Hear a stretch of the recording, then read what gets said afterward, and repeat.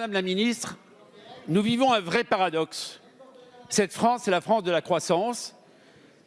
6,5% attendu pour 2021, peut-être plus d'ailleurs lorsqu'on regarde les pays d'Europe. Nous sommes très largement devant les autres. À côté de ça, c'est les pays dans lesquels il y a 1 million d'emplois, je dis bien 1 million d'emplois qui ne sont à l'heure actuelle disponibles, alors qu'il faut accompagner cette croissance et c'est totalement incompréhensible. À côté de ça, il y a également plus de 5 millions de chômeurs. Donc, il faut enfin trouver les voies et les moyens pour être plus efficace. Alors vous allez me dire qu'on a réformé l'assurance chômage en passant de 4 à 6 mois. Y a-t-il des indicateurs qui ont été mis en place? Quand est-ce que la représentation nationale saura si oui ou non ce dispositif est efficace et si vous comptez le renforcer? Deuxièmement, est-il normal que dans cette France, quelqu'un qui est dans un CDD, à qui on propose un CDI avec le même niveau de rémunération, s'il refuse le CDI, il peut quand même bénéficier de l'indemnisation chômage. Je pense qu'on ne peut pas continuer ainsi.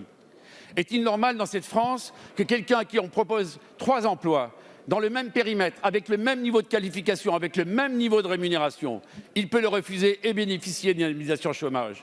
Enfin, Madame la Ministre, êtes-vous prêt, avec les entreprises, avec les partenaires sociaux, à faire en sorte que dans les territoires, on démarre une initiative nouvelle, c'est celle de faire former des chômeurs directement dans les entreprises. Je ne parle pas d'alternance, je ne parle pas d'apprentissage, mais je parle de formation in situ dans les entreprises. Il faut prendre ce chemin parce qu'on ne peut pas continuer ainsi. 1 million d'emplois non pourvus. Merci.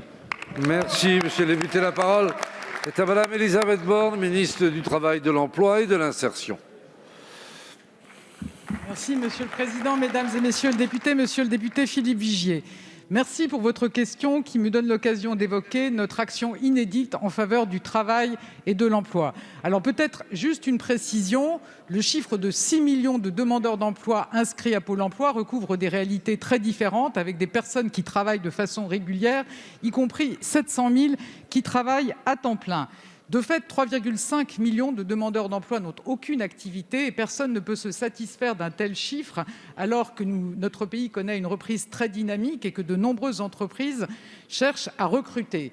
C'est pour ça que nous agissons sur tous les plans avec la réforme de l'assurance chômage qui vise à encourager le travail et qui rentrera pleinement en vigueur, y compris les clauses soumises à retour à meilleure fortune, à partir du 1er décembre. Et cette réforme, elle vise effectivement à ce que le travail paye désormais plus que le chômage. Par ailleurs, depuis le début du quinquennat, nous investissons de manière inédite dans la formation avec le plan d'investissement dans les compétences et 15 milliards d'euros sur le quinquennat. Et puis fin septembre, nous avons annoncé avec le Premier ministre un plan supplémentaire d'1,4 milliard d'euros de réduction des tensions de recrutement qui vise précisément à permettre aux entreprises de former sur mesure les demandeurs d'emploi.